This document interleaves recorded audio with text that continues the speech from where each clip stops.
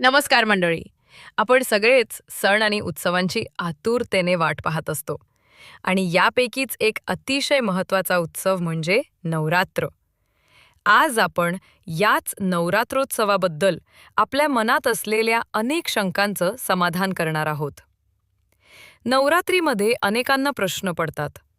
घटस्थापना कधी करावी? माळा किती अर्पण कराव्यात? अशौच म्हणजेच सोयर व सुतक आल्यास काय करावे?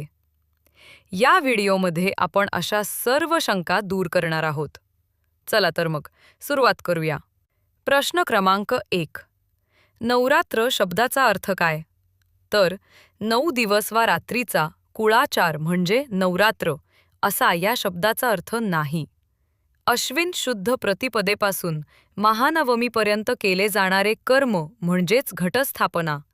नंदादीप इत्यादी म्हणजे नवरात्र असा नवरात्र शब्दाचा अर्थ धर्मसिंधुकारांनी दिला आहे.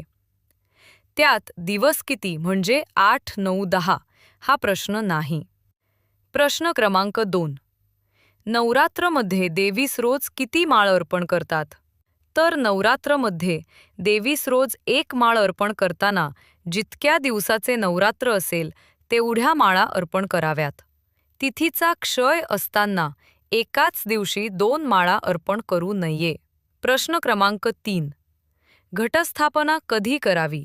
तर ब्राह्म्य मुहूर्तापासून ते अपराह्न कालपूर्वी म्हणजेच साधारणतः दुपारी 1:30 कधीही. प्रश्न क्रमांक 4. नवरात्रपूर्वी अशौच म्हणजेच सोयर व सुतक आल्यास काय करावे? तर नवरात्रपूर्वी अशौच आल्याने प्रतिपदेस नवरात्र बसविता येणार नसेल तर अशौच संपल्यावर सप्तारात्रोत्सवारंभ, पंचरात्रोत्सवारंभ, त्रिरात्रोत्सवारंभ किंवा एकरात्रोत्सवारंभ असे पंचांगात दिलेल्या दिवशी कमी दिवसाचे नवरात्र करावे. प्रश्न क्रमांक 4. नवरात्र सुरू केल्यावर अशौच आले असता काय करावे? तर नवरात्र सुरू केल्यावर अशौच आले असता दुसऱ्याकडून पूजा करून घ्यावी. रोज पूजा करण्यास कोणी मिळाले नाही तर फक्त शेवटच्या दिवशी पूजा करवून घेऊन नवरात्र उठवून घ्यावे.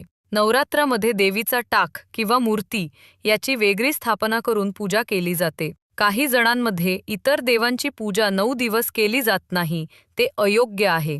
अशा वेळेस पूजेतील इतर देवांची नेहमीप्रमाणे रोज पूजा केली पाहिजे. प्रश्न क्रमांक 5.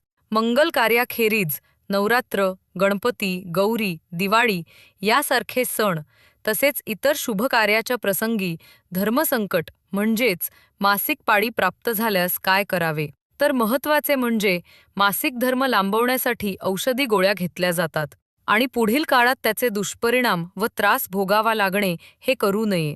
अशा वेळेस दुसरे कोणीतरी येऊन मदत करणारे असतील तर मासिक धर्माचे पालन करून त्यांचेकडून काम करवून घेण्यास प्राधान्य द्यावे. घरात दुसरे कोणी करण्यास नसतील तर अशा वेळेस त्या रजस्वला स्त्रीने रोज पाण्यात गोमूत्र घालून स्नान करावे.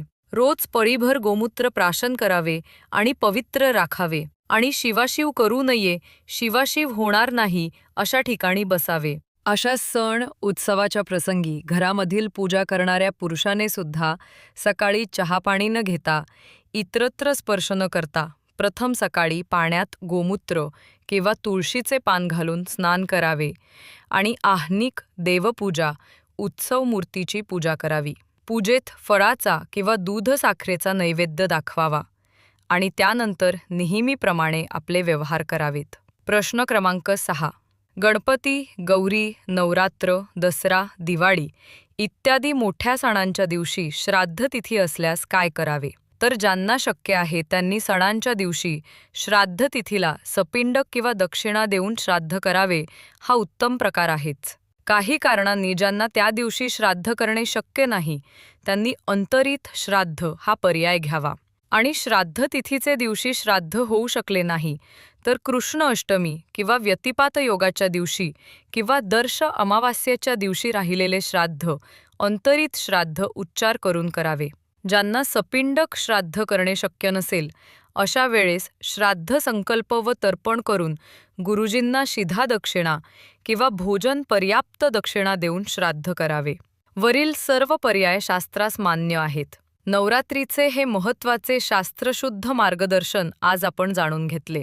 या नवरात्रात आपणही योग्य पद्धतीने पूजा करून देवीचे आशीर्वाद मिळवूया.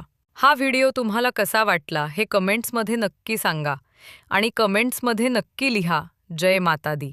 जर तुम्हाला असेच अजून व्हिडिओ पाहायचे असतील तर चॅनलला सबस्क्राईब करायला विसरू नका आणि बेल आयकॉनवर क्लिक करा जेणेकरून माझ्या नवीन व्हिडिओचे नोटिफिकेशन्स तुम्हाला मिळतील.